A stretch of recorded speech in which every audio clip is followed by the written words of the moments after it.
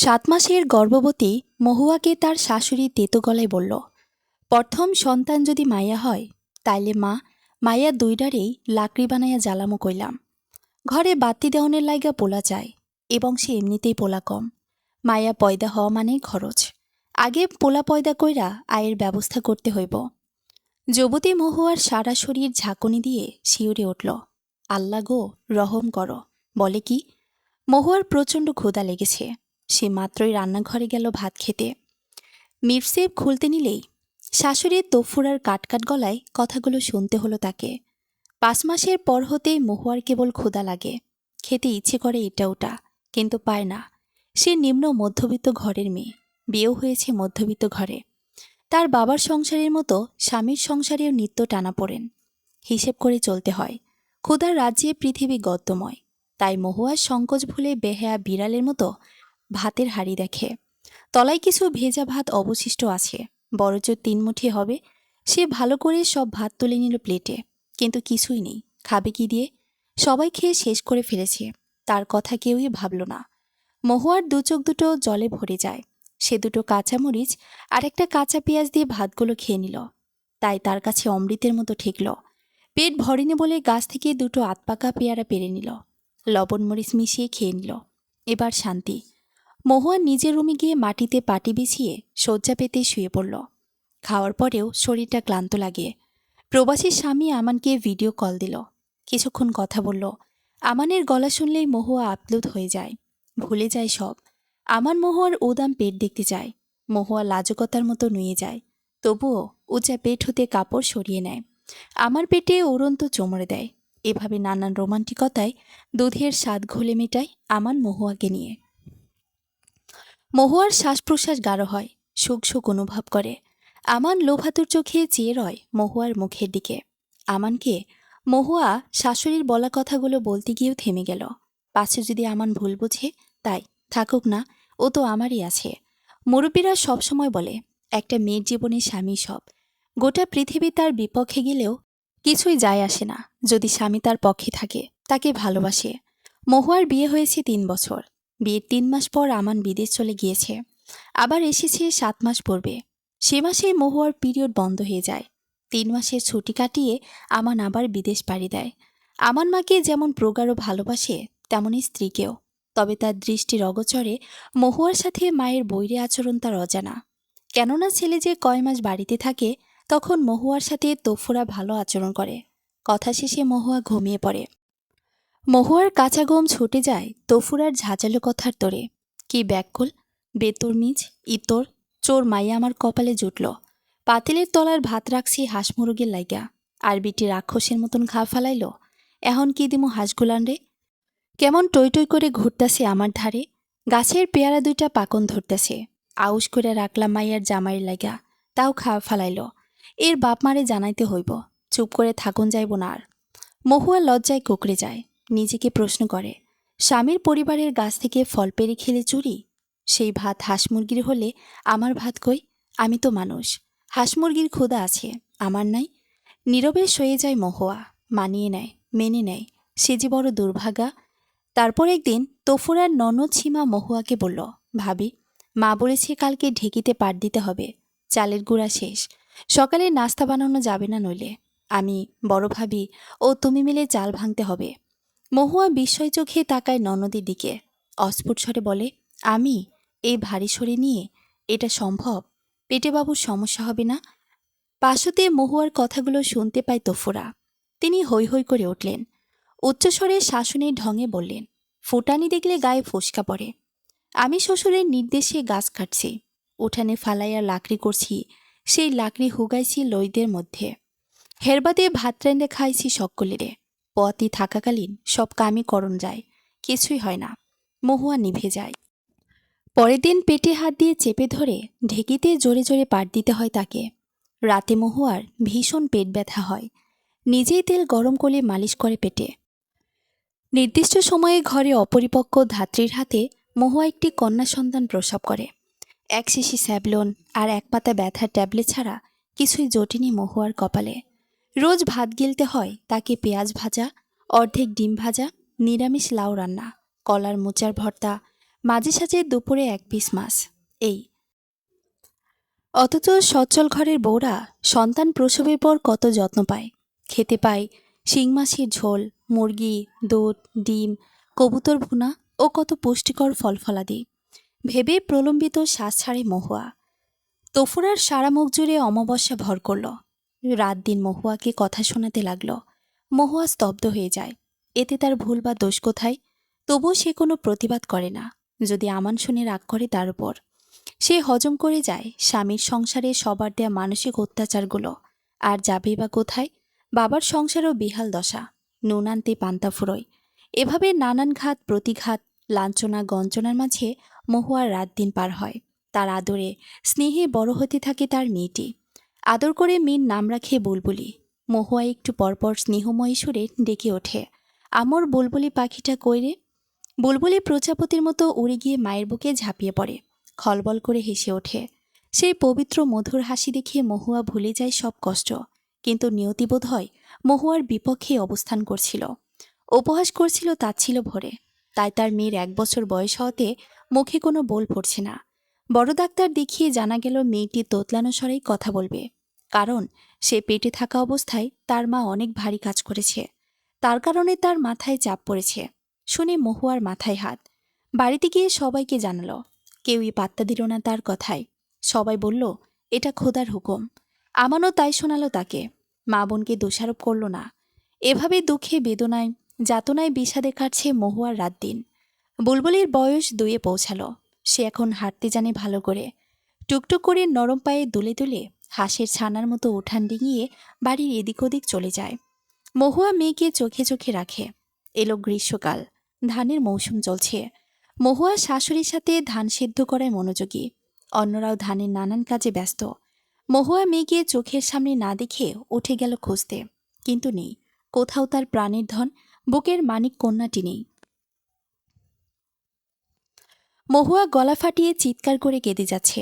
হাতের কাজ ফেলে পুরো বাড়ির সবাই বুলবুলিকে খুঁজতে লাগলো হন্যে হয়ে। নিকট পুকুরে জাল ফেলা হলো। জালে করে বুলবুলি উঠে এলো, তবে প্রাণহীন, নিথর অবস্থায়।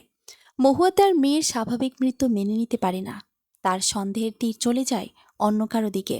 সে তার মেয়েকে কোলে জড়িয়ে উঠোনে হাত পা আছাড়ি পিছাড়ি করে বিলাপ করে যাচ্ছে। মহুয়ার বাবা, মা এবং প্রতিবন্ধী ছোট ভাইটা এলো। তারাও কেঁদে বুক ভাসিয়ে ফেলেছে।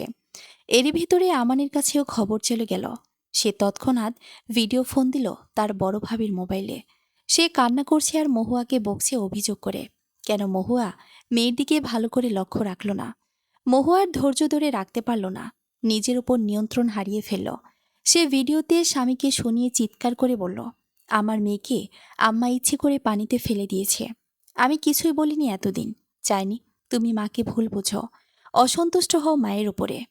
বুলবুলি পেটে থাকতে উনি বলেছে, আমার প্রথম সন্তান মেয়ে হলে মা মেয়ে দুজনকে আগুনে পুড়িয়ে মারবে, কারণ মেয়ে হলে নাকি লস। ও পেটে থাকতে আমি ঠিকমতো খেতে পারিনি, দেয়নি একটু বাড়তি খাবারও, শুকিয়ে কাঠ হয়ে গিয়েছি। বুলবুলির জন্মের পরেও আমি ভালো কিছু খেতে পারিনি। এই জন্য বুলবুলি তেমন বুকের দুধ পেত না। রোগার মতো বড় হচ্ছিল আমার বুলবুলি। বুলবুলি তোতলা কেন হয়েছে? ওই যে আমাকে দিয়ে ঢেকিতে পাট দেওয়াইছে, তাই। আজ আমি তো ওনার সাথে ধানের কাজে ব্যস্ত। বুলবুলিকে শেষ দেখলাম উঠানে। উনি দেখল একদিকে মেয়ে, আরেকদিকে তোতলানো। ঠিকমতো কথা বলতে পারে না। বড় হলে একে বিয়ে দিতে খরচ বেশি হবে, এর বেঁচে থেকে কাজ নেই। উনি ছেলের সামনে একরূপ দেখায় বউকে নিয়ে, আড়ালে তার বিপরীত রূপ দেখায় বউয়ের সাথে। সাপের খোলসের মতন রূপ পাল্টাতে পারেই উনি। আমান কিছু বলতে পারে না। আহাম্মকের ন্যায় মহুয়ার দিকে চেয়ে থাকে। কাকে বলবে তার মা এমন করতে পারে? তা তার বিশ্বাস করতে কষ্ট হচ্ছে। তফুরা ঝাঁঝালো অথচ করুণ স্বরে চেঁচিয়ে উঠল, আল্লাহ গো বলে। খোদার আরশ কাঁপা উঠব এক মায়ের নামে হুদা বদনাম দিলে। এই বলে তিনি মহুয়ার মুখোমুখি বসা বড় বইয়ের হাত থেকে ছো মেরে মোবাইল ফোন কেড়ে নিলেন। জীবন দিয়ে ছেলেকে বোঝানোর চেষ্টা করছেন, বাবা তুই মার কথা একদিন কর। বইয়ের এখন পাগলের দশা, কাণ্ডজ্ঞান লোপ পাইছে। তরদাজা মাইয়া মইরা যাওনি কলিজায় কামড় মারছে তার, তাই উল্টাপাল্টা কথা কইতাছে। নামাজ পড়ে আমার নাতনি লাগা দোয়া করিস। ছিল একটা পবিত্র ফুল, আল্লাহ যেন তারে জান্নাতের ফুল বানায় রাখে। আমান ফোন রেখে দেয়। মায়ের কথা শুনতেও তার ভালো লাগছে না। তার কাছে সবকিছু অসহ্য লাগে। আদরের মেয়েটাকে একটু ছুঁয়ে দেখার সৌভাগ্য আল্লাহ তাকে কেন দিল না? সেদিন আর কাজে যায় না আমান। সারাদিন বিষণ্ণ মনে একা রুমে শুয়ে বসেছিল। বুলবুলি দাফন সম্পন্ন হলো। আমাদের ঘরের পরিবেশ বিষণ্ণ। তার বাবা নেই, বড় ভাই চাকরি করে অন্য জেলায়। মহুয়াকে সন্ধ্যায় তার বাবা মা নিয়ে যেতে চাইল। বাদ সাধল তোফরা। রোষপূর্ণ গলায় মহুয়ার বাবা মাকে তিনি বললেন, ইনসাফটা হইল? আপনাগর না হয় ফসল নাই, জমি নাই, ধান নাই, কাম নাই, কিন্তু আমাগর গৃহস্থরগিরি আছে। উঠান ভরা ধান, কামের মাঝে বউ কেমনে যাইব? কাজকাম করলে মন দিলেও ভালো থাকব, শোক কম লাগব। মন পড়লে গোরস্থানে গিয়ে মাইয়ার গোড় দেখে আসতে পারব। আপনাগো লগে যাওনের কাম নাই, ধান গোলাই উঠা গেলে পরে যাইবনি। এখন গেলে আমার দুয়ার বন্ধ হয়ে যাইব হের লেগা। মহুয়ার বাবা মা দমে যায়। মহুয়ার দু চোখ জুড়ে প্রবল বর্ষণ, যেন বান নেমেছে তার চোখ জোড়ায়। মহুয়ার মা একপাশে নিয়ে মেয়েকে বোঝায় দরদ মাখা সুরে, মারে থাক বইরা এখানে, আমাদের চাইতে তো এরা ভালো অবস্থানে আছে। জামাই বিদেশ থাহে, 3 বেলায় পেট ভরে চায়ের ভাত খাইতে পারতাসোস। বাবার বাড়ি তো হেয়াও জুটব না কিসমতে। গরিব বাপের মাইয়া তুই।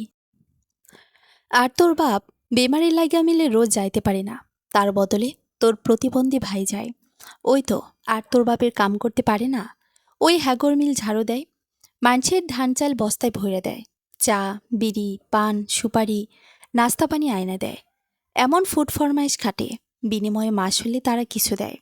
হেতে হ্যাগর বাপ বেটার হাত খরচ চলে। আমি তো আগের মতোই হাঁস মুরগি পালি, ছাগল পালি, সবজি চাষ করি, এগুলো বেচে সংসার চালাই। মহুয়ার সারা মুখ রক্তিম হয়ে ওঠে তীব্র অভিমানে। অন্যদিকে মুখ ঘুরিয়ে অভিমানী কণ্ঠে বলে, আমি তো বিয়ে বসতে চাই নাই আম্মা, পড়ালেখায় ভালো ছিলাম। ইচ্ছা ছিল পড়াশোনা করে বাবার ডাল হব ছেলের মতো, চাকরি নয়তো ব্যবসা করব। যেহেতু মিরন শারীরিকভাবে অস্বাভাবিক, তাই ওর হিসেব তো বাদ। না বিদেশি ছেলে পেয়ে তোমরা দুজন উতলা হয়ে গেলা বিয়ে দেওয়ার জন্য। ইন্টারের খরচ টিউশনি করে আমি বহন করতে পারতাম, কলেজেও ভর্তি হতে পারলাম মা। জামাইয়ের বাড়িতে হাড়ি ঠেলতেছি আর চোখের পানি ফেলতেছি। কত শখ ছিল কলেজে পড়ব। দীর্ঘশ্বাস ফেলে মহুয়া, এখন এইসব বইলে আর কি লাভ মা? সবই মালিকের ইশারা মাত্র। বুঝে শুনে চলিস ননদ, হরির লগে শয়ে শয়ে থাকিস। আমরা হন জায়গা, কয়দিন পর যাইস বাড়িত। মহুয়া মাথায় মমতার পরশ বুলিয়ে বলল তার মা। পরে তারা 3 জন চলে যায়। অল্প কদিনের মাথায় ঘরের পরিবেশ স্বাভাবিক হয়ে গেল। মহুয়ার মনের অবস্থা বেগতিক। যেদিকে তাকায় সে শুধু বুলবুলিকেই দেখতে পায়। প্রলাপের মতো বকতে থাকে নিজে নিজে। আপন মনে বুলবুলির সাথে কথা বলে, গল্প শোনায় বুলবুলিকে, রূপকথার গল্প, রাজকন্যার গল্প, অচিনপুরের গল্প। তার কল্পনার বুলবুলি পিটপিট চোখে মায়ের মুখ পানে যায়। মহুয়ার এমন বিষয়গুলো আমান শুনতে পায় বড় ভাবির কাছে। নিজেও ভিডিও কলে দেখে। আমান ঠিক করে বাড়ি আসবে। মহুয়া তার সান্নিধ্য পেলে হয়তো স্বাভাবিক জীবনে ফিরে আসবে। তারপর সত্যি সত্যি আমান বাড়ি আসে 3 মাসের ছুটি নিয়ে। মহুয়ার আর বাবার বাড়ি যাওয়া হয় না। সেলির কাছে তফুরা কোনো অভিযোগ করে না মহুয়ার দেওয়া সেই অপবাদ দিয়ে। বরং আমান যখন মাকে বলে, আম্মা, মহুয়ার কথায় রাগ পুষে রাখবেন না মনে, তখন তার স্থানে আমি হইলেও অমন কিছু বলতাম। তখন তফুরা তাকে প্রবোধ বাক্য শোনায়, না রে বাপ, আমি এই নিয়ে তোর বা হ্যারে কিছু কইছি? কই নাই, আর কমও না। তখনকার কথা তখনই শেষ। তারপর বউ আর ভুলেও অমন কথা কয় নাই। আচম্বিতে শোক পাওনে তার বেরেন ছুটে গেছে। মহুয়া সারাদিন ঘরের সব কাজগুলো করে। রাতে বিছানায় গেলে আমানের সান্নিধ্য পায়। আমান মহুয়ার পিঠে মাথায় হাত বুলাতে বুলাতে মধু মধু সুরে বলে, বুলবুলির শোক ভুলতে হলে আরেকটা বুলবুলি তোমার কোলে আসা জরুরি। সত্যি বলতে এই জন্যই ছুটি নিয়ে এলাম। মহুয়া পুলক অনুভব করে স্বামীর কথায়। লাজ লাজ চোখে স্বামীর চোখে চোখ রাখে। রোজ রাতে আমান ও মহুয়া একাধিকবার দৈহিক সম্পর্কে মিলিত হয়। 3 মাস ফুরিয়ে আমানের চলে যাওয়ার সময় ঘনিয়ে এলো। এমন এক দুপুরে মহুয়ার গা গুলি এলো, মাথা ঝিমঝিম করতে লাগলো। ঘরের পেছনে গিয়ে সে হরহর করে বমি করে দিল। ঘরে এসে বয়াম খুলে আমি রাচার মুখে পড়ে নিল। সেদিন বিকেলে আমান মহুয়াকে গাইনি চিকিৎসকের কাছে নিয়ে গেল। পরীক্ষা করে নিশ্চিত হলো মহুয়া মা হতে চলেছে। আমান খুশি হলো। মহুয়ার চোখে মুখে দৃপ্তি ছড়িয়ে পড়ল। বাড়িতে এসে সবাইকে জানালো আমান। তফুরা খুশি হলো অন্যদের মতো। রাতে আমান মহুয়ার কপাল, গাল, ঘাড় চুমোয় চুমোয় ভরিয়ে দিল। সারা পেটে আদর করল। পরের দিন মহুয়াকে নিয়ে শ্বশুরবাড়ি গেল। মহুয়া আবার মা হতে যাচ্ছে। এই খুশির খবরে তার বাবা, মা, ভাই খুশি হলো। আমান চলে যায় আবার বিদেশে। যাওয়ার আগের রাতে মহুয়াকে বুঝিয়ে বলে যেন তার মায়ের সাথে আগের মতোই ভালো করে চলে মহুয়া। রাগের মাথায় যেন বাড়াবাড়ি রকমের কিছু না বলে। মহুয়া আমানের বুকে মাথা রাখে। মাথায় চুলের মাঝে আঙ্গুল বুলাতে বুলাতে বলে, একদিকে আপনি নেই, আরেকদিকে আপনার মায়ের অনাদর, অবহেলা, তুচ্ছ তাচ্ছিল্য বলে কথা বলা রাত দিন। সব মিলিয়ে আমার রাত দিন কেমন যায় সে তো কেবল আমিই জানি, আর আমার অন্তর্যামী জানে। তোফরা মহুয়াকে একটু বাড়তি খাবার খেতে দেয় মাঝে মাঝে। অতিরিক্ত খাটুনির কাজ করে না, কোনো বকাঝোকাও করে না, কাজের ভুল ধরে না। কারণ তোফরার বিশ্বাস প্রথম যখন মেয়ে হলো, এবার নিশ্চয়ই ছেলেবাবু জন্ম নিবে। কেটে যায় 6 মাস। তারপর তোফরার আদেশে ননদ সীমা মহুয়াকে নিয়ে একটি সরকারি ক্লিনিকে যায় আল্ট্রাসনোগ্রাম করাতে। রিপোর্ট হাতে পেল। সবাই জানল এবারও মহুয়া কন্যা সন্তান জন্ম দিবে। তোফরার মাথায় যেন 7 আসমান ভেঙে পড়ল। প্রথম নাতি ছেলে চায় তার, মেয়ে নয়। তোফরার মুখ বিকৃত করে, হিংস্র পশুর ন্যায় বলে ওঠে গোপনে, আগেরটারে জিন্দা মারছি, এইটারে পেটের ভিতর রাইখায় মারতে হইব। মরা বাচ্চা তো কত কারণে হইতেই পারে, সাপও মরব, লাঠিও ভাঙব না। এদিকে ভয়ে মহুয়ার হৃৎপিণ্ডটা ছলকে ছলকে উঠছে। কোনো অশুভ শক্তি যেন তার কলিজাটাকে খাবলে খাবলে খাচ্ছে। তারপর এক রাতে মহুয়া তার বড়জা ও শাশুড়ির সাথে ভাত খেতে বসল অন্য সব রাতের মতোই। রাহিমার 6 বছরের ছেলে রাব্বিও বসেছে। সে বেশি ছোট চাচি মহুয়ার কাছেই থাকে। মহুয়াকে রাব্বি ছোট আম্মু বলে ডাকে। মহুয়া রাব্বিকে প্রাণাদিক ভালোবাসে। ছোট শিশুরা ফুলের মতন নিষ্পাপ, নিখুঁত, তাদেরকে না ভালোবেসে থাকা যায় না। মহুয়া রাব্বিকে খাইয়ে দিল আগে। এই সময়ে রাহিমা ও তফুরার খাওয়ার শেষ হয়ে গেল। তারা উঠে গেল। রাব্বি মহুয়াকে তাড়া দিয়ে বলল, তুমি খাইবা না ছোট আম্মু? খাবো বাবা, তোমার খাওয়া শেষ হলেই। রাব্বির খাওয়া শেষ। সে উঠে চলে গেল ঘুমানোর জন্য। মহুয়া দেখল পানির জগ প্রায় খালি, পানি নেই। সে জগ নিয়ে উঠানে গেল। নলকূপ চেপে জগ ভরে নিল। ঘরে এসে দেখে একটি বিড়াল তার ভাতের প্লেটে মুখে দিয়েছে। সে ভাতের প্লেটখানা ঘরের বাহিরে নিয়ে একপাশে ঢেলে দিল। মনে মনে বলল, হায় রে বিলাই, অভাগীর রিজিকে তুইও ভাগ বসালি, তুই খা আজ আমার ভাত। এ বলে বেজার মুখে মহুয়া ঘরে চলে এলো। টিনের বড় কৌটাটা নামিয়ে নিল। ঘরে তাজা কিছু শুকনো মুড়ি লবণ পানিতে ভিজিয়ে খেয়ে নিল। শুয়ে গেল তার রুমে গিয়ে। কিছুক্ষণ পর রাহিমার গলার শব্দে মহুয়া উঠে গেল। কি হয়েছে ভাবি? আরে, আমাগর ঘরের দুয়ারের সামনে উঠানে বিলাই একটা ময়রা পড়ে আসে। তফুরা উঠে এলো, দেখল, বলল, কথা না বাড়াইয়া অন্যদিকে নিয়ে ফালাইয়া দাও। ওই দিক থেকে কি খাইয়া আইছে কে জানে। মহুয়ার সারা মুখ ফ্যাকাশে বর্ণ ধারণ করল। ঠোঁট শুকিয়ে এলো। ভীরু ও উৎকণ্ঠাজনিত গলায় বলল, ভাবি, ওরে তো আমার প্লেটের ভাত দিছি খেতে। আমি জগ ভরতে গেলাম বাইরে, তখন দেখি বিলাইটা আমার ভাতে মুখ দিছিল। কস কি, তোর ভাতের থালায় কি এমন আসিল যে খাওয়াই বিলাইটা মরে গেল? তফুরা ঝাঁজিয়ে উঠল মাথা দুলিয়ে। মহুয়ার মুখ পানে দৃষ্টি তাক করল। বলল, তুমি সত্যি ভাত খাও নাই? বিলাইরে দিলা? মহুয়া শ্লেষের হাসি দিল ঠোঁট বাঁকিয়ে। কণ্ঠে উৎসাহ ঢেলে বলল, না, আমি খেলে তো এখন আমি মরতাম, এবং আমার পেটের সন্তানও। আপনি বিষ দিয়েছেন আমার ভাতে। তফুরা পারে তো নিজের মাথা নিজে ফাটিয়ে ফেলে। বেশি আশা কণ্ঠে বলল, তুমি কি আমাগোর মা পোলারে আলাদা করতে চাও? এই ধান্দা তোমার দিলে? আমার তো মনে হয় তুমি নিজেই ভাতে কিছু মিশাইছ, আমারে দোষী সাব্যস্ত করণের লাইগা।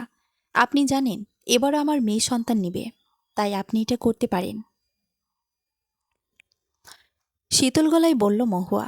তারপর অনেকক্ষণ পাল্টা তর্ক, উত্তপ্ত বাক্য বিনিময় হল তফুরা আর মহুয়ার মাঝে। তফুরা উত্তেজিত হয়ে ওঠে। এক পর্যায়ে মহুয়ার গালে সপাটে চর বসিয়ে দেয়, ফকিরনি মাইয়া বলে। রাহিমা চুপ করে আছে নীরব দর্শকের মতো। মাঝে মাঝে হুহা করছে যাও শাশুড়ির পক্ষ নিয়ে।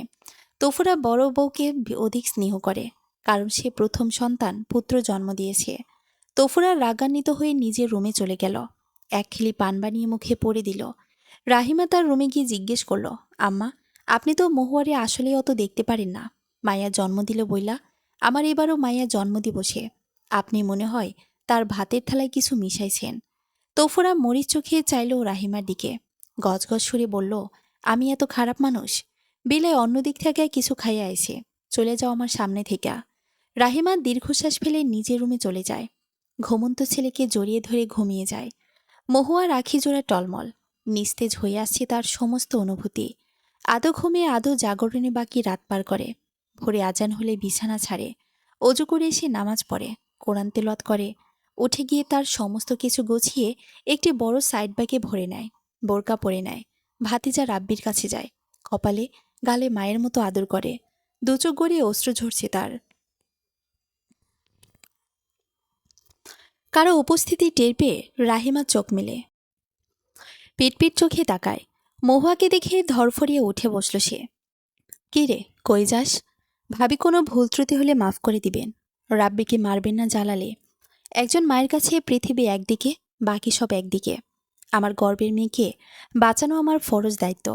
এখানে থাকলে আমাদের মা মেয়ের দুজনের প্রাণ সংশয়। আপনার দেবর ফোন দিলে বুঝিয়ে বলবেন, আমাদের বাড়ি চলে যাচ্ছি আমি। আমার ভাতে উনি বিষ মিশিয়েছে, এই জন্যই সীমাকে দিয়ে চেক আপ করে আনলো আমাকে। অথচ তার আগে উনি ভালোই চলছিল। ওনার পরিবর্তিত নিষ্ঠুর আচরণ ও কর্ম আমাকে ঘর ছাড়তে বাধ্য করেছে। রাহিমা স্তব্ধ চোখে চেয়ে জিজ্ঞেস করল, কবে আইবি আবার? জানি না। আমার রিজিকে যদি এই ঘরের ভাত থাকে তাহলে অবশ্যই আসা হবে, নয়তো আর আসা হবে না। ছলছল কণ্ঠে বলল মহুয়া। ভোরের নির্মল হাওয়া, ঘাসের ডগায় জমে থাকা শিশির বিন্দু, বাড়ি ঘর, ফসলের জমি সব পেছনে ফেলে মহুয়া উঠে গেল বড় রাস্তায়। একটা রিকশা নিয়ে চলে গেল বাবার বাড়ি। তাকে দেখে এক পাহাড় বিস্ময় নিয়ে তাকালো তার মা। সে মা বাবাকে সবিস্তারে সব জানালো। তাদের মাথায় হাত। নিজেরাই খেতে পায় না ঠিকমতো 3 বেলা, মেয়েকে কিভাবে খাওয়াবে? বাচ্চা প্রসবের সময় ও পরের সময় কিভাবে বহন করবে? মহুয়া তাদের আশ্বস্ত করে বলল, তোমরা চিন্তা করো না, টিউশনি করব, নয়তো কিছু একটা করবই। কেমনে করবি? পারবি? আচ্ছা যাক, খোদাই একটা ব্যবস্থা করবই। তার বাবা ক্ষোভের সাথে বলল, এই বেডিরে তো শাস্তি দেওয়ান দরকার। তুই কষ বুলিরেও সেই পুকুরে ফালাই দিছে। বাবা, আমি বেঁচে থাকলে সাজা উনি পাবেই। অন্যায়কারীকে আল্লাহ তার প্রাপ্য সাজা দিবেই, হয় আগে নয় পরে, শুধু সময়ের অপেক্ষা। মহুয়া নিজের রুমে চলে যায়। কাপড় চোপড়গুলো ব্যাগ হতে বের করে নেয়, গুছিয়ে রাখে পুরনো কাঠের আলনাটিতে। হাঁটতে হাঁটতে চলে যায় নির্জন বাগানের ধারে। একটি প্রকাণ্ড আম গাছের গুড়ির ওপর বসে পড়ে 2 হাঁটু ভেঙে। স্বামীর বাড়ির সব স্মৃতি মনে পড়তেই ডুকরে কেঁদে ওঠে মহুয়া। নির্হারা ডাহুকের ন্যায় কাটিয়ে দেয় একবেলা। ছোট ভাই মিরন সামনে এসে মহুয়াকে তার ভাষায় বলে, ববু, মা খাইতে ডাকে। মহুয়া উঠে যায় ঘরে, ভাত খেয়ে নেয়। তার মা বুঝতে পারে মহুয়া বেশ কেঁদেছে, কিন্তু কিছুই বলল না। নিত্য অভাব যেখানে লেগে আছে সেখানে মেয়েকে প্রবোধ দিবেই বা কী বলে? কারণ আসব পরিস্থিতি সে নিজেও বিরক্ত। সেদিন বিকেলেই মহুয়া তার এক চাচির ঘরে যায়।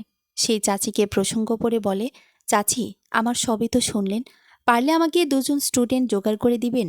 5, 6, 7-এর হলেও হবে, 8-এর হলেও পারব।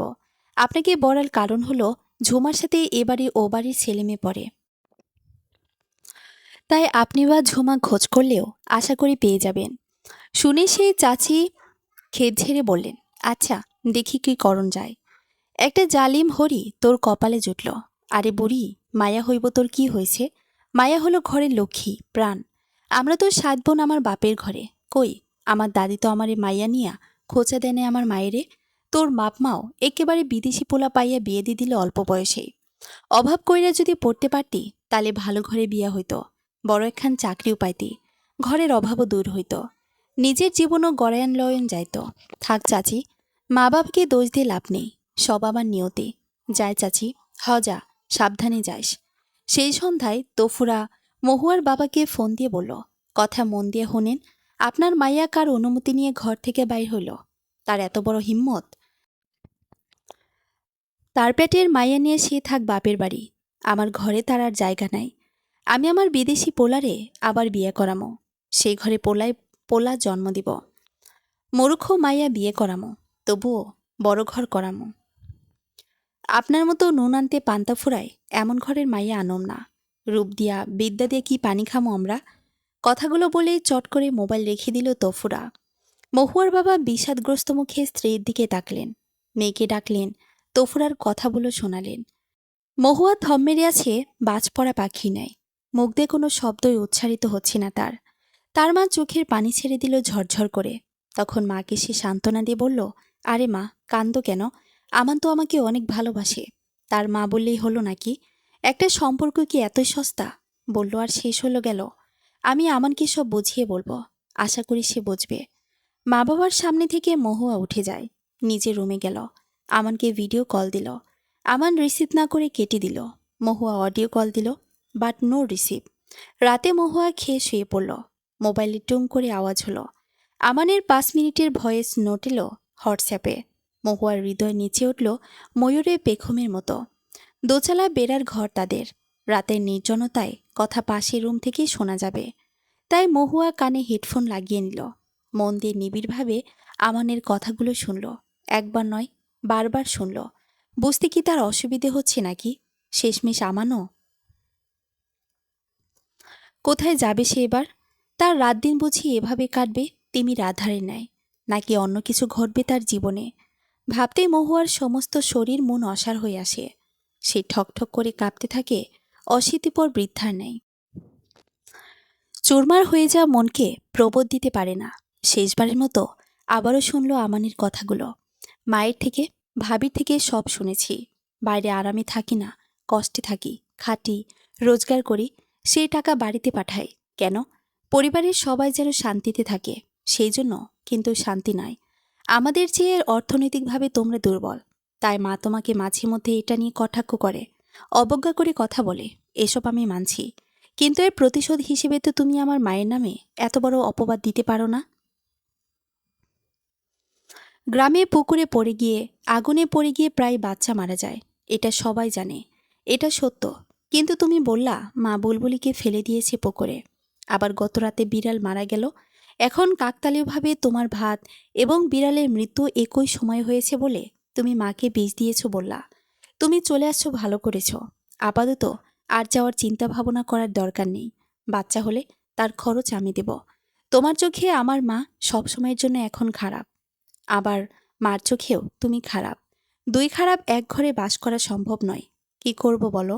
মাকে তো লাইফ থেকে বাদ দিতে পারবো না। নিজের খেয়াল রেখো। মহুয়া বালিশে মাথা হেলিয়ে শুয়ে আছে। কান থেকে হেডসেট আলগা করে নিল। নীরবে অস্ত্র ঝরতে লাগলো আখি জোড়ার কোণ বেয়ে। ক্লান্ত পথিকে নেয় মহুয়ার তন্দ্রা ঘরে ডুবে গেল। সকালে উঠে বিষয়টা জানালো না সে পরিবারকে। তারাও বুঝতে পারল না। মহুয়ার মেঘমুখ দেখে তারা ধরে নিল বিদ্যমান পরিস্থিতির জন্যই সে মুখ গোমরা করে আছে মেয়ে। থাকাটাই স্বাভাবিক। দুপুরে মহুয়াকে ডেকে পাঠালো সেই চাচি। মহুয়া গেলে তিনি জানালেন, শোনো, সকালে হাঁটতে হাঁটতে উত্তর বাড়িতে গেলাম। দুজন ছাত্রী ঠিক করে আনলাম তোর লাগা। মিজানের ভাতিজি, নিজামের যমজ মাইয়া দুইটা আছে না, ইরা ও মীরা নাম, 5-এ পড়ে এবার। তারা পড়বে তোর কাছে। মিজান ভাইয়ের ভাতিজিরা এত বড় হয়ে গেল, মাশাল্লাহ। আরে তার বড় ভাই নিজামরা প্রেম করে অল্প বয়সে বিয়ে করল না? এর বাদেই তো যমজ দুইটা মাইয়া হইল। মিজানের মা ভাবি নাতি করে ছেলে মাস্টারের কাছে পড়াইব না, মাইয়া টিচার খুঁজতাছে, বাও মতন পাইতেছে না। মিজান ভাই কোথায় এখন?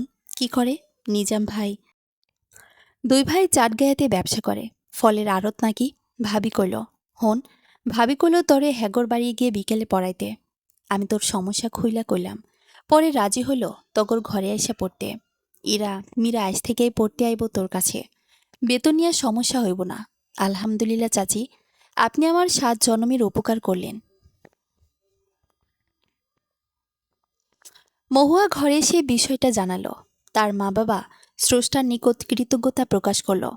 ইরাও মীরা বিকেলে এসে মহুয়ার কাছে পড়ে চলে গেল। তারা দুই বোন টিচার হিসেবে মহুয়াকে বেশ পছন্দ করল। মহুয়ার মা তাদেরকে গাছের পেয়ারা পেরে খেতে দিল। আমান মহুয়ার সাথে নিজে থেকে সেভাবে যোগাযোগ করে না, যতটুকু করে দায়সারা ভাবে। কিন্তু মহুয়া দমে নেই। সে রাত দিন আমানের সাথে যোগাযোগ করার চেষ্টা করে। সে আমানকে হারাতে চায় না।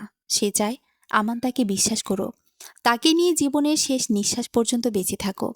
কিন্তু আমান সেভাবে যোগাযোগ করে না মহুয়ার সাথে। আমানের নীরবতায়, দূরত্বে মহুয়ার অন্তর ফেটে চৌচির হয়ে যায় চৈত্রের মাঠে নেয়। এভাবে কেটে যাচ্ছে মহুয়ার রাত দিন।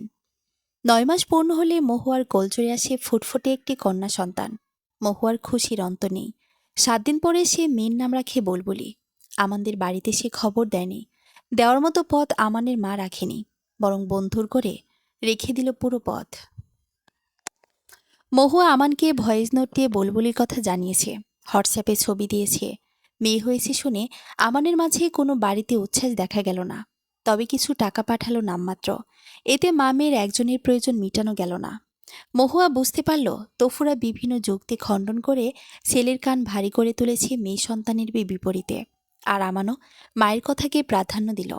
মহুয়া বেদনার শ্বাস ছাড়ে, মাথা উঁচিয়ে আকাশপানে যায়। মহুয়ার মেয়ের যখন বয়স 5 মাস, তখন তার বাবার ডায়রিয়া হয়ে মারা যায়। মহুয়া তার মায়ের মাথায় যেন হঠাৎ বজ্রপাত হলো। এতদিন তার বাবা মিলে গিয়ে কম বেশি কাজ করেছে, মাসে একটা আয়ের পথ ছিল, এখন তাও বন্ধ হয়ে গেল। তার পরের দিন ভোরে মহুয়ার বিধবার মা তাকে বলল, মারে শোন, 3 দিন বা 5 দিনের দিন তোর বাপের নামে একটু মিলাদ দিব, কোরআন খতম হইব। সারা জীবন আমগুর লাইগা খাইতে গেল হে, আর এখন আমরা তারে লাইগা 2-4 জন মিসকিন যদি আল্লাহর হস্তে না খাওয়াইতে পারি, আল্লাহ বেজার হয়ে যাইব। আমি মাটির ব্যাংকটা ভাঙ্গা ফালামো। মহুয়া মরা বিকেলের মতো অবসন্ন গলায় মাকে বলে, ঠিক বলছো মা, আমার কাছে টিউশনি কিছু টাকা আছে, আমরা মা মেয়ে মিলে আব্বার জন্য খাওয়াবো। মিরনরে পাঠিয়ে তার মহাজন চাচাকেও দাওয়াত করতে হবে মা। তা তো অবশ্যই।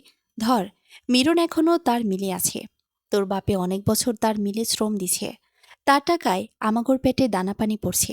তাইলে আমি গিয়ে বলল ওনাকে, হ মা, তুই অহনি বোরকা পরে বিন্দা যা, উনি এখন মিলে আছে, দাওয়াত দিয়ায়। ঠিক তখনই উঠান হতে মামের কানে রাজভারী পুরুষ কণ্ঠ ভেসে এলো, মিলের মহাজন সাবের উদ্দিন। কইরে মিরন, বাইতাসোস? মহুয়ার মা সাদা কাপড়ের আঁচলখানা দিয়ে মাথা ঢেকে নেয়, দরজার আড়ালে গিয়ে আড়ষ্ট হয়ে দাঁড়ায়। মহুয়া মাথায় ওড়না দিয়ে সামনে রুমে যায়, চেয়ার দেখিয়ে বিনীত গলায় অনুরোধ করে বলে, চাচা আসসালামু আলাইকুম, বসেন। মিরর বাইরে বসে আছে, আব্বার জন্য শুধু কান্না করে। ওয়ালাইকুম সালাম। তুমি মিররের বড় বোন না? জি চাচা, মাশাল্লাহ, সেই কবে তোমারে দেখছি। তোমার আব্বার লগে আমার মিলে গিয়া বইসা থাকতা, তখনও অনেক সুন্দর ছিলে তুমি, এখনও কম না। যাই হোক, তোমাগোর খোঁজ খবর নিতে আইলাম, নয়তো অন্যায় হয়ে যায়।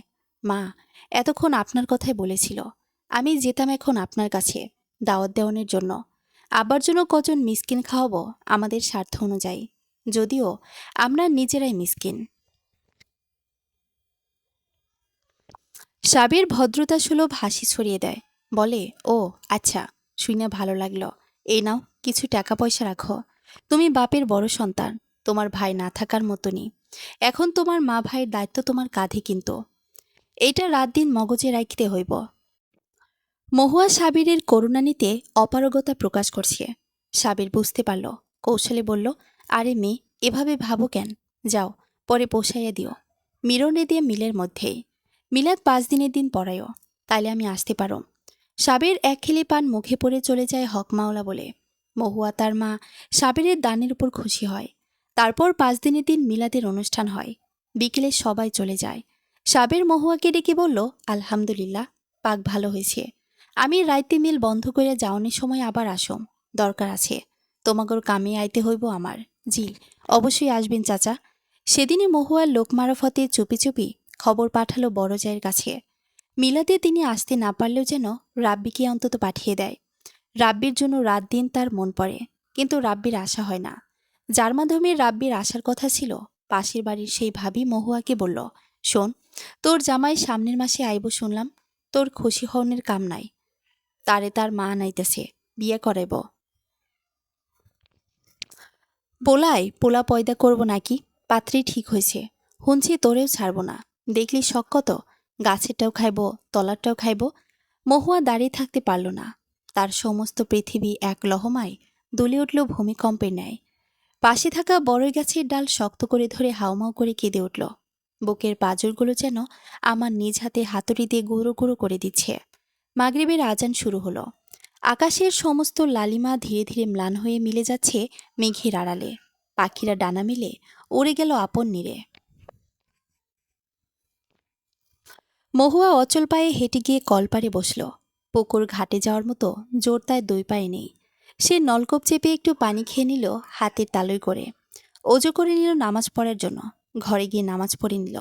বুলবুলি ক্ষুধায় কান্না জুড়ে দিল। মহুয়া নামাজের পাটিতে বসেই বুলবুলিকে স্তনপান করালো। বাবার মৃত্যুর উপলক্ষে মিরন ছুটিতে আছে।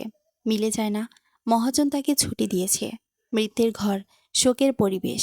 ঘরে কম বেশি লোক সমাগম রয়েছে, তবে এরা সবাই মহুয়ার নিকটজন। নানি, খালা, মামা, মামি, ফুপু এমন। মহুয়া সবাইকে আমান সম্পর্কে যা জানল সবটুকুই বলল। মহুয়ার মা নিরীহ গলায় বললেন, বিপদ আইতে লাগলে সব দিক দিয়ে আসে। দুনিয়ায় সব কিছু জোর করে কন যায়, কিন্তু মন জোর করন পাওন যায় না। আল্লাহর কাছে বিচার দিয়ে আমি সবর রইলাম। মাওলা উত্তম ফয়সালাকারী। রাত 9টার দিকে গলা খাকারি দিয়ে সাবের মহাজন এলো। কই গো করিমের বেটি, আসনি? মহুয়ার মা সদ্য বিধবা নারী। 4 মাস 10 দিন ইদ্যত পালন করতে হবে। পরপুরুষের সামনে যাওয়া নিষিদ্ধ তার জন্য, তাই মহুয়াকেই সব সামলাতে হবে। এমন মানসিকতা মহুয়া ইতিপূর্বে নিয়ে রেখেছে। মহুয়া বুলবুলিকে মিররের কোলে দিল। তার মা পরিবারের সাথে স্বামীর শোক পালনে মশগুল। মহুয়া ওড়না দিয়ে মাথা ঢেকে নিল। চাচা, আসসালামু আলাইকুম। ওয়ালাইকুম আসসালাম। তোমার আম্মা ভালো আছেনি? লম্বা করে সালামের জবাব দিয়ে বসল সাবের মহাজন। জি চাচা, ভালো আছে। মহুয়া পান বানিয়ে দিল মহাজনকে। তিনি গাল ভর্তি পান মুখে নিয়ে বললেন, রাত হয়ে যাইতাছে, বাড়ি যাইতে হইব আমার। কামের কথায় আসি। জি চাচা, বলেন। সাবের মহাজন কাঠের চেয়ারটাতে পায়ের উপর পা তুলে বসল আরামদায়কভাবে। ঝুলে থাকা নতুন সাদা লুঙ্গিটাকে আটসাট করে নিলেন 2 পায়ের ভাঁজের মধ্যে। মিরনও একপাশে বসল একটি টুলের ওপরে। দরজার আড়ালে মহুয়ার নানি ও খালা দাঁড়িয়ে আছে উৎসুক চোখে। মহাজন কি বলে তা শোনার জন্য। শোনো, তোমার আব্বা এখন জীবিত নাই। তোমার আম্মা বিধবা। তোমার ছোট ভাই হলো গিয়ে শারীরিক প্রতিবন্ধী। সে চাইলেও অন্য সব জোয়ান ছেলের মতো খাটতে পারবো না। তোমার বিষয়ে সব অবগত আমি আছি। জীবন তো আর থাইমা থাকতে পারি না, তারে চালাইয়া নিতে হইব। তোমরা 3 জন মানুষের পেট তো বন্ধ হইব না। আবার তোমার কাছে মাসুম একটা শিশু, তারও তো খরচপাতি আছে কিছু। তাই বলি, তুমি একটা কাজে নাইমা পড়ো। কোথায় পাবো কাজ চাচা? কে দিবে আমাকে চাকরি? পাবা, পাবা। সব রকমের যোগ্যতার চাকরি আছে দুনিয়ায়, একটু খুঁজা নিতে হয়। আমি তোমার বাপের কাছে ঋণী। করিম কম খাটে নাই আমার ধান চাইলের আড়তে লাইগা।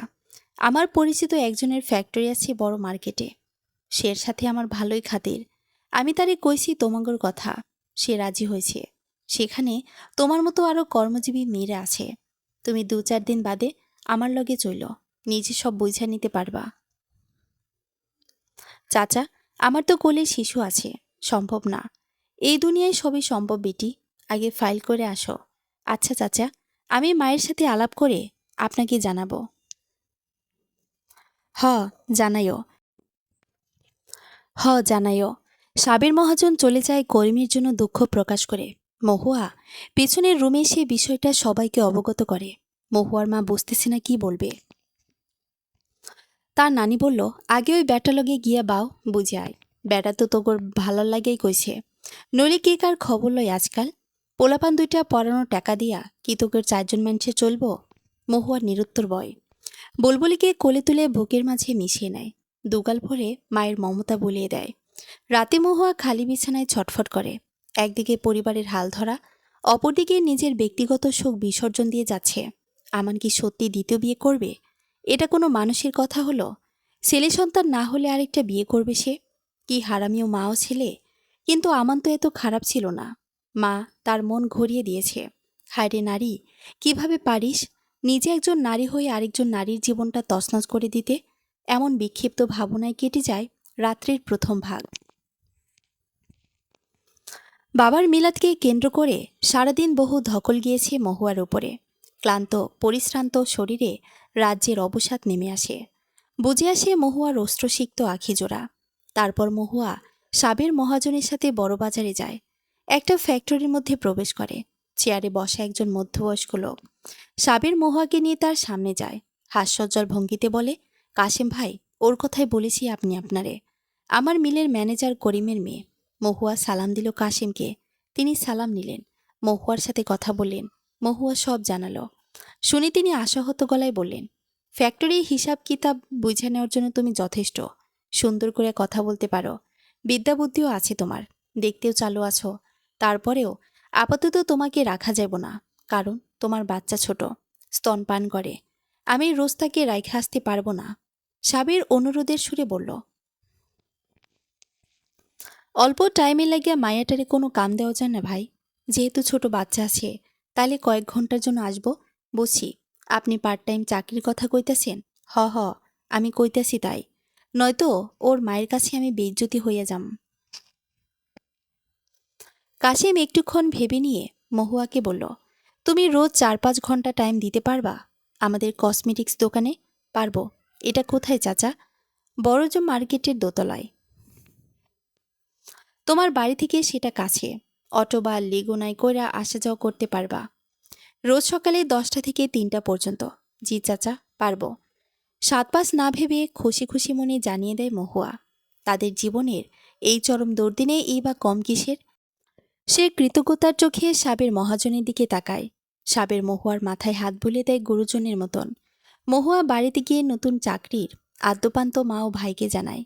মিনুর উৎফুল্ল হয়ে এই ভেবে বেলায় বেলায় তার শাকপাতা খেতে হবে না আর। মহুয়ার মা খুশি হয়ে এই ভেবে ছেলেকে নিয়ে 3 বেলা পেট ভরে খেতে পারবে এবার, উপোস থাকতে হবে না আর। মহুয়া তার মাকে বলে, মা, তাহলে সামনের সপ্তাহ থেকে যাওয়া শুরু করি। এরাও মীরার পড়ার কোনো বিঘ্ন ঘটবে না। ওরা তো আসে বিকেল 5টার পরে। হ মা, তাই করতে হইব, একটু ভালোভাবে বাঁচতে হলে। তুই বুলবুলিরে দুধ খাওয়া যাইবি, এরপর মাঝখানে তারে আমি ফিডারে কইরা পানি দুধ খাওয়াইতে পারম। আশা করি সমস্যা হইব না। অমন 2-4টা বাচ্চা আমি নিজেও পালতে পারি, আর আমার নানু ভাইরে পারম না। তুই প্রস্তুতি নে। তারপর নির্দিষ্ট দিনে মহুয়া তার চাকরির দোকানে যায়। প্রথম দিন বলে তাকে সঙ্গে করে নিয়ে যায় সাবির মহাজন।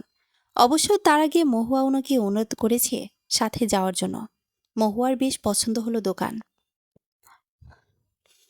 কাচের আয়নার ভেতরে প্রতিটি সেলফে হরেক রকম কসমেটিক্স দিয়ে সাজানো। ক্যাশে বসা ছিল দোকানের ম্যানেজার। সাবের তাকে বলল, ওর নাম মহুয়া, সম্পর্কে আমার ভাতিজি হয়। তোমাদের মালিক তারে চাকরি দিছে এই দোকানে। দোকান কি তুমি একলাই চালাও? না, স্টাফ আরেকজন আছে। এখন তো আবার এই আপা আসলো। এই দোকানে 3জনই যথেষ্ট। মাঝে মাঝে আসিফ ভাইও আসে। আসিফকে? কাশিম কাকার মেজো ছেলে। এটা তো আসিফ ভাইয়ের দোকান। ও আচ্ছা, বুঝলাম। তিনি চলে গেলেন দোকান হতে বেরিয়ে। মহুয়া নিজে থেকেই টুকটাক কথা বলছে ক্যাশ ম্যানেজারের সাথে। নতুন চাকরি, নতুন আরেকটি অধ্যায় যুক্ত হলো জীবনে। তবুও বিষাদের গাঢ় আস্তরণে ঢেকে আছে মহুয়ার হৃদয়ের এপাশ ওপাশ। থাকি থাকি কেবল তার আমানের কথা মনে পড়ছে। অভিমান করে আমানের সাথে যোগাযোগ করা বন্ধ করে দিয়েছে। আমানও কোনো যোগাযোগ করে না মহুয়ার সাথে। রোজ নিয়ম করে মহুয়া দোকানে যাচ্ছে আসছে, কোনো ঝামেলা সৃষ্টি হচ্ছে না। বা মা বলে বাইরে কোনো বিড়ম্বনার শিকারও হতে হয়নি তাকে। তারপরে এক মধ্য দুপুরে মহুয়া দোকানে কাজ করছে বিপরীতমুখ হয়ে। হঠাৎ সে শুনতে পেল তার একান্ত প্রিয়জনের কণ্ঠস্বর। মেকআপ বক্স দেখান। আর এই লিস্টের আইটেমগুলো হবে আপনাদের কাছে? থাকবো না কেন, সবই আছে। বিয়ের সাজানির লিস্ট মনে হয়। হ্যাঁ, ঠিক ধরেছ। কার বিয়ে ভাইজান? আপনার? হ্যাঁ, আমার। মহুয়া ঘাড় ঘুরিয়ে তাকায়। আমান মহুয়াকে দেখেই ভীষণ অপ্রস্তুত হয়ে গেল। মহুয়া, তো তুমি এখানে কি করছো? কেন এলে? কেন এই দোকানে আপনি ছাড়ার কেউ আসা নিষেধ নাকি? আপনার দরকার হতে পারে, আর কারো দরকার হতে পারে না। ঘৃণা মিশ্রিত কণ্ঠে দৃষ্টি তাক করে বলল মহুয়া। আমান কেনাকাটা বাদ দিয়ে মহুয়ার দিকে মনোনিবেশ করল। অপরাধী গলায় অনুরোধ করে বলল, তুমি একটু বাইরে আসবে? মহুয়া অবিচল, দৃঢ় কণ্ঠে বলল, প্রয়োজন মনে করি না। দোকানের ম্যানেজার ছেলেটা সন্দেহিত চোখে দুজনকে দেখতে লাগল। আমান বুঝতে পারল মহুয়া এক পাও নড়বে না দোকান হতে। তাই সে মহুয়াকে আর বিশেষ ঘাটালো না। কেনাকাটা না করে দোকান হতে সে চঞ্চল পায়ে বেরিয়ে গেল। মহুয়ার টুলের উপর বসে পড়ল, খেয়ে হারিয়ে ফেলল নিজের ওপর। মাথাটা টনটন করছে। মনে হচ্ছে মগজগুলো ঢুকরে ঢুকরে খাচ্ছে কিছু বিষাক্ত পোকার দল। হাই মালিক, হাই কপাল, এদিন দেখার আগে তার প্রাণবায়ু বেরিয়ে কেন গেল না? সে কপাল ঠেকিয়ে ধরল অলের সাথে। নিজের দুর্ভাগ্যকে অভিসম্পাদ দিতে লাগলো মনে মনে। তার ভেতরটা যেন কলাপাতার মতন ফরফর করে চিরে ফেলছে আমার নিজ হাতে। দানবীয় যন্ত্রণায় মহুয়ার মুখ দিয়ে অস্ফুট আওয়াজ বের হলো। ম্যানেজার ফাহিম মোহকে সহানুভূতি দেখালো না, উল্টো খিটখিটে মেজাজে বলল, দিলেন তো ব্যবসার 12টা বাজিয়ে। বিয়ের কাস্টমার রোজ রোজ পাই, সারা দিনে যা বেচা বিক্রি হইতো তার দ্বিগুণ হয় এমন বিয়ের কাস্টমার হইলে। কাশিম চাচা তো বোঝেন নাই, দিল দরদি মানুষ, চোখের পানি ফেলে মন গলায় ফেলছেন। আর চাকরি হয়ে গেল আপনার। আসিফ ভাই থাকলে এক্ষুনি আপনার সাধের চাকরি নট হইয়া যাইত। মহুয়া চুপ রইল। ফাহিমের কথাগুলোর কাউন্টার দিল না। ফাহিম আবার জিজ্ঞেস করল, কে উনি? আপনার প্রতারক প্রেমিক নাকি? মহুয়া নিশ্চুপ, নিশ্চল, তার ভাষারা নির্বাক। কষ্টগুলো দলা পাকিয়ে ঘাপটি মেরে বসে আছে পুরো হৃৎপিণ্ড জুড়ে। বিনা অপরাধে অযৌক্তিক বিষয়কে ইস্যু করে তাকে এই নরক যন্ত্রণা কেন দিল আমান ও তার মা? পুত্র সন্তান হয়নি বলে আমান সত্যি দ্বিতীয় বিয়ে করতে চাচ্ছে? না, অপরাধী তারা, সাজা তাদের প্রাপ্য, তাদেরকে সাজা দিতে হবে। চোখের জল মুছে ফেলতে হবে। ঘুণে ধরা বাঁশের মতো মচকে গেলে চলবে না, তাকে সেগুন কিংবা মেহগুনি গাছের মতো টেকসই ও মজবুত হতে হবে।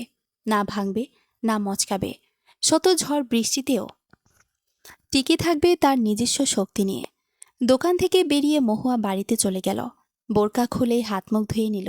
মায়ের আদেশে আগুনে হাত ছেঁকে নিল রোজকার মতো। আগুনের সংস্পর্শ পেলেই নাকি জিনভূতের প্রভাব থাকলে তা দূর হয়ে যায়। মেয়ে বুলবুলিকে কোলে তুলে নিল, আদর করল প্রাণ ভরে। ভাত খেয়ে নিল।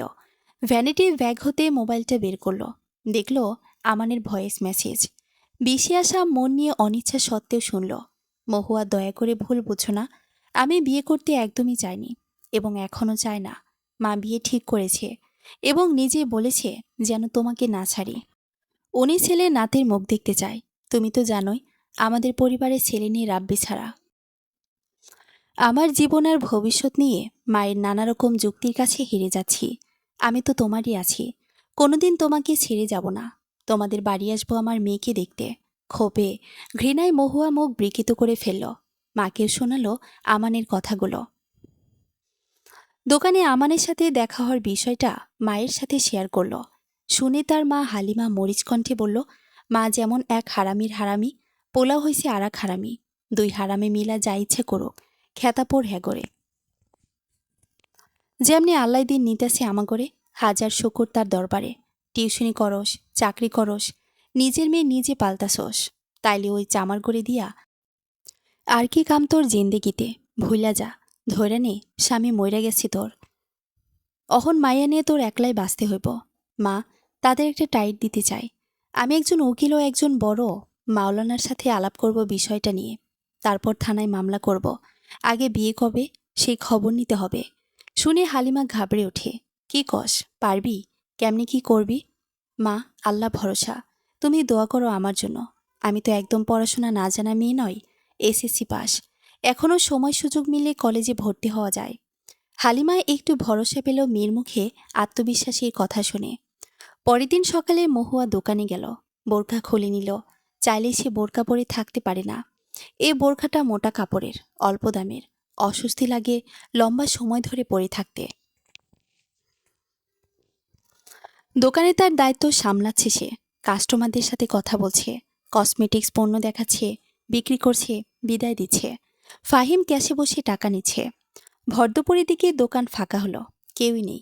ফাহিমের জিহ্বা চুলকাচ্ছে মহুয়াকে কিছু বলার জন্য। তার কামক চাহিনী লাঠিমের মতো বৃত্তাকারে ঘুরছে মহুয়ার বক্ষযুগলের ওপরে। সে বলে ফেলল, বুঝলাম না, আপনার জামার বুকের অংশ রোজই ভিজতে দেখি, কারণ কি? মহুয়া ফাহিমের কথাকে ইতিবাচক দৃষ্টিভঙ্গিতে দেখল। সরল গলায় বলল, আমার কোলের শিশু আছে ফাহিম ভাই, বেস্ট ফিডিং করায়। অনেক সময় হয়ে গেলে এমন হয়।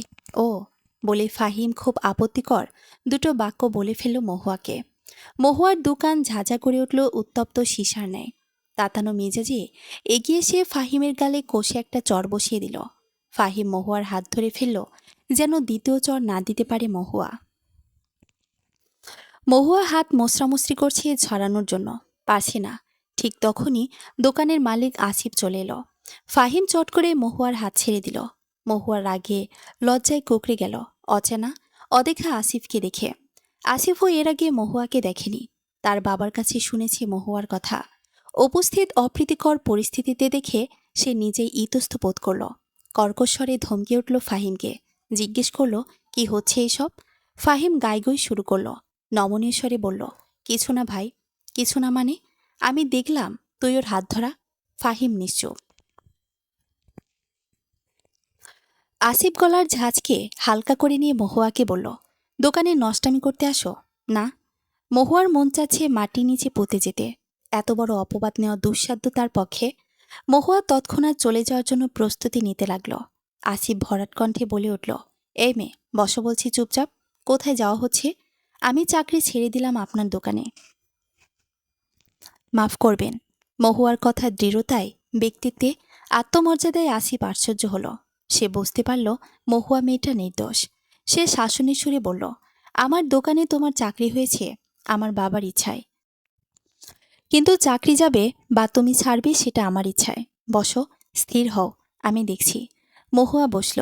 আসিফ বিষয়টা খোলাখুলিভাবে জানতে চাইল। মহুয়া বলল, সেটা মুখে বলা সম্ভব নয় ভাইয়া। উনি খুব আপত্তিকর কথা বলেছে আমাকে। আমি ওনাকে চড় মেরেছি। তখন উত্তেজিত হয়ে উনি আমার হাত ধরেছে। আসিফ উঠে এসে ফাহিমের পিঠে গালে আঘাত করল হাত দিয়ে। বলল, মাপচা বলছি মহুয়ার কাছে। উপায়ন্তর না পেয়ে ফাহিম মুখে মাপ চাইল মহুয়ার কাছে। আগে চাকরি বাঁচাতে হবে, পরের খেলা পরে হবে শালি, বলে গোপনে আরও বিশ্রী দুটো বাক্য বলল ফাহিম। মহুয়া তার দায়িত্ব শেষে চলে গেল। সঙ্গে নিল এক তিক্তকর বিদঘুটে অভিজ্ঞতার ঝাঁপি। তার আগে আসিফ তার মোবাইল নাম্বার চেয়ে নিল। মহুয়া বাড়িতে গিয়ে মা হালিমাকে জানালো না দোকানের কাহিনীটা। অকারণে বিধবা শোকাহত মাকে অতিরিক্ত চিন্তায় ফেলে দেওয়া ঠিক হবে না। রাতে ভাত খেয়ে নিয়ে মহুয়া তার রুমে শুয়ে পড়ল। শিশু বলবলি মায়ের স্তন পান করতে করতে ঘুমিয়ে পড়ল। মুঠোফোন বেজে উঠল। রিসিভ করে মহুয়া সালাম দিল। ওপাশ হতে ভেসে এলো গাম্ভীর্যপূর্ণ কণ্ঠ, আসসালামু আলাইকুম, কেমন আছো? মহুয়া, আলহামদুলিল্লাহ ভালো। আপনি কেমন আছেন? ভালো আছি। তোমার সাথে আজ দেখা হলো বাজে একটা অবস্থায়। যাই হোক, তুমি মনে কিছু রেখো না। ভাইয়া, আমি আর আগ্রহ পাচ্ছি না আপনার দোকানে যেতে, অন্তত ওই পিচাসটা থাকা অবস্থায়। আসিফ অনুধাবন করতে পারল মহুয়া তার সিদ্ধান্তে অনড়। সে মহুয়াকে সান্ত্বনা দিল তার সামর্থ্য অনুযায়ী। তার বাবার কাছে মহুয়ার প্রশংসা শুনেছে এবং শুনেছে মহুয়ার নিষ্পেষিত জীবনের গল্প। মহুয়াকে দেখেও আসিফের পছন্দ হয়েছে। প্রমিত ভাষায় মহুয়ার মাধুর্যপূর্ণ চমৎকার বাচনভঙ্গিতে দোকানে কাস্টমার এখন তেমন ফেরত যায় না। আনুপাতিক হারে বিক্রি বেড়েছে। সে আরও বলল, তুমি কালো পরশু তোমার মেয়েকে সময় দাও, দোকানে আসতে হবে না, স্বাভাবিক হও, তারপর এসো। ফাহিমকে বাদ দিয়ে দেব কিছুদিন পর। সে বহুদিনের পুরনো বিশ্বস্ত ম্যানেজার। হুট করে বাদ দিলে তারও ক্ষতি, আমারও ক্ষতি, বুঝতে পেরেছ? আসিফকে আন্তরিক ধন্যবাদ জানিয়ে মহুয়া ক্ষীণকায় স্বরে হুঁ বলল। আসিফ মোবাইল রেখে দিয়ে স্বস্তির দম ছাড়ল। তার একদিন পরেই কাশেম ছেলের রুমে গেল। আসিফ অন্যদিকে ব্যস্ত। কাশেম নিজের আতপাকা দাড়িতে হাত বুলাতে বুলাতে বলল, তোর লগে একটা বিষয় আলাপ করা দরকার। কি বাবা, কোন বিষয়ে বলেন শুনি? মহুয়া মেয়েটার বিষয়ে, তবে এখন না, ঠান্ডা মাথায় বোঝাপড়ার বিষয় এটা। সমস্যা নেই, বলবেন, অন্যমনস্ক হয়ে বলল আসিফ। এদিকে আমান মহুয়াদের বাড়ি আসার আগেই মহুয়া জেনে গেল আমান কোনো এক মেয়েকে বিয়ে করতে যাচ্ছে। শুনে মহুয়া বাকরুদ্ধ হয়ে গেল। মায়ের কাছে ছুটে গেল। স্তম্ভিত গলায় মাকে বলল, মা, জানো আমান কাকে বিয়ে করবে? কারে? আমরা যে সবসময় বলি আমাদের শিউলি ফুল, আমাদের সেই শিউলি হতে যাচ্ছে আমানের দ্বিতীয় স্ত্রী। হালিমা দপ করে মাটিতে বসে পড়ল। হৈ হৈ করে উঠল না, কেবল হাই হাই করে করুণ গলায় বলল, কোচার ছুরি দিয়ে এভাবে পেট কাটা যায়? বুঝলি মা? না মা, বুঝতে চায়নি, বোঝার কথাও না। চল শক্ত করে বজ্রকণ্ঠে বলে উঠল মহুয়া। চলবে। গল্প মহুয়ার রাত দিন, প্রথম পর্ব। পরবর্তী পর্ব পড়ার আমন্ত্রণ রইল। ধন্যবাদ সবাইকে।